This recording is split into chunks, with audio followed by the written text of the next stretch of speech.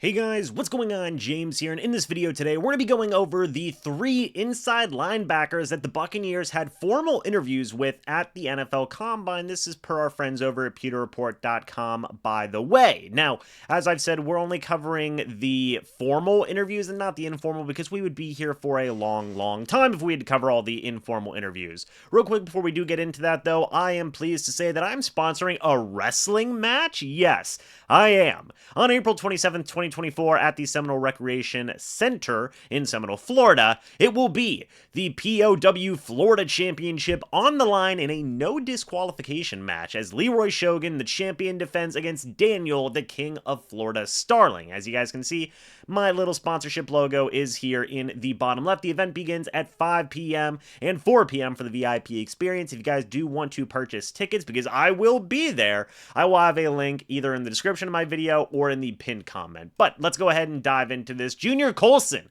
inside linebacker out of Michigan, coming in at 6'2", 238 pounds, is graded to be an eventual plus starter here in the NFL. You take a look at what he has been able to do. He won the Lot Impact Award, and this is an award that they give out for maturity, performance, just overall being an all-around well-rounded human being as well as a player. He got that, and he started all 15 games in the Michigan Wolverines National Championship bid, which they did end up winning, and he had 95 tackles during that year as well, which led the team. What's so interesting to me is that he gets comparisons to Willie Gay and just seems like an overall very strong, very athletic, well-rounded linebacker. He could be a easy long-term starter next to Lavonte David if the Buccaneers do choose to pick him. I think that this is a guy who could, I agree with the grade there. You know, he's got good size for an inside linebacker. I think he would be a good fit for a Todd Bowles style of defense. The athleticism is there, the production is there. Coming in to the NFL with already seemingly a mindset of being basically thinking like a veteran or just having that maturity on your hands is something you want, especially for the inside linebacker position, who's basically the quarterback of the defense. This is a guy that, you know, is probably already acting like a vet as a rookie whenever he's coming into the NFL. So this is somebody that I would love to see in a Buccaneers uniform.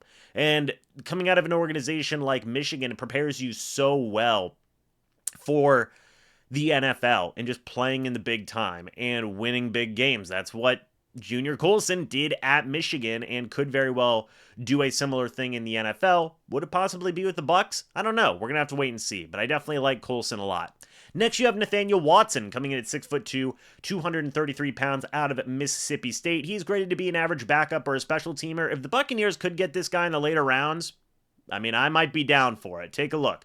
4.63 40-yard dash, 1.59 10-yard split, a 31-inch vertical jump, 9-foot 3-inch broad jump. Here is the cool thing, in my opinion. He has posted 31 tackles for loss and 21 sacks since the start of the 2021 season. This guy's a bruiser, folks. He is an absolute bruiser. Had 137 total tackles in 2023. Only 35 of them were solo, but, and I've talked about this before, if you're looking to replace that inside linebacker blitzing ability that you have, in all honesty, lost because Devin White is no longer a part of the Tampa Bay Buccaneers, Nathaniel Watson might be your dude. It seems like he's been able to get after the quarterback in spades at Mississippi State. You just send him on a missile, basically, in this Todd Bowles style of defense. Basically have him as an inside pass rushing specialist.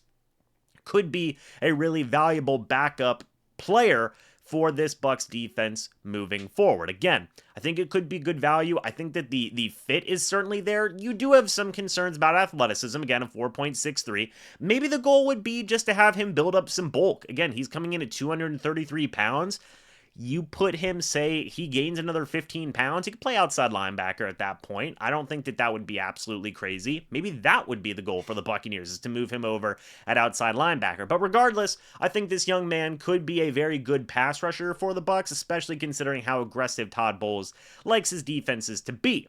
Finally, you have Cedric Gray coming in out of North Carolina, 6'1", 1.5 inches, and 234 pounds. Now, he is graded to be a good backup with potential to develop into a starter. 4.64 40-yard dash, which is just a smidge slower than what we saw from Nathaniel Watson. 1.59 10-yard split, 35.5-inch vertical jump, 10-foot broad jump, and only 17 reps on the bench press, which for an inside linebacker is not bad. I'm not expecting the guy to, throw the weights out of the building or anything. I remember, I think we reviewed one gentleman, I don't remember his name, but he had 30, and that was just awesome. I think it was like Graham Barton or something. But point being here is that Cedric Gray, is still athletic. He's still a good linebacker, produced a lot at North Carolina. I mean, a lot. He filled up the stat sheet with a variety of impact categories over 3 years while at North Carolina. In fact, I want to see if we can look up his stats real quick,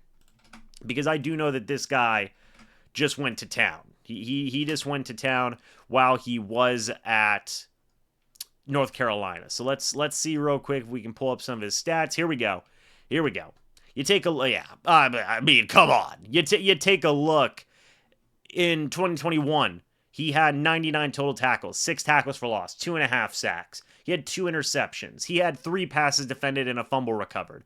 2022, he had 82 solo tackles, 145 total tackles, 12 tackles for loss, a sack, 2 interceptions. He had 6 passes defended, 2 fumbles recovered, and 3 forced fumbles. Then in 2023, 121 total tackles, 11 tackles for loss, 5 sacks, 1 interception, 4 passes defended, 2 fumbles recovered, and 2 forced fumbles as well. This guy just stuffed the stats. I mean, point blank simple as that. He's been a beast since his sophomore season.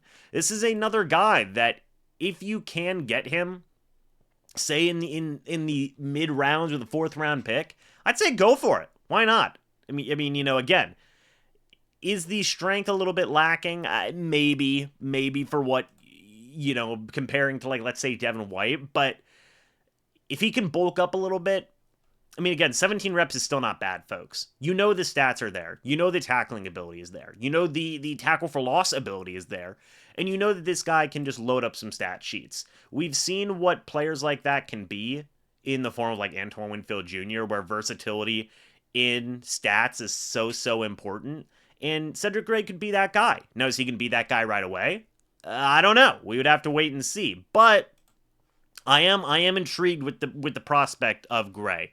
I'm very intrigued about the prospect of Watson, just in terms of the later rounds. And then I think Junior Coulson is just an all-around great linebacker also. So a couple of really interesting names here. Will the Buccaneers consider any of these guys? I don't know. We're just going to have to wait and see. I mean, will they consider them? Yeah, the answer is probably. But will they actually take one of them? I don't know. We're just going to have to wait and see. But what do you guys think about this? Let me know your thoughts and opinions about these linebacker prospects down in the comments section below. I'd love to hear it. Thank you guys so much for watching this video. Hope y'all enjoyed. As always, guys, I'll see you all in the next video or the next live stream. But until then, and as always, guys, goodbye for now, and go Bucs.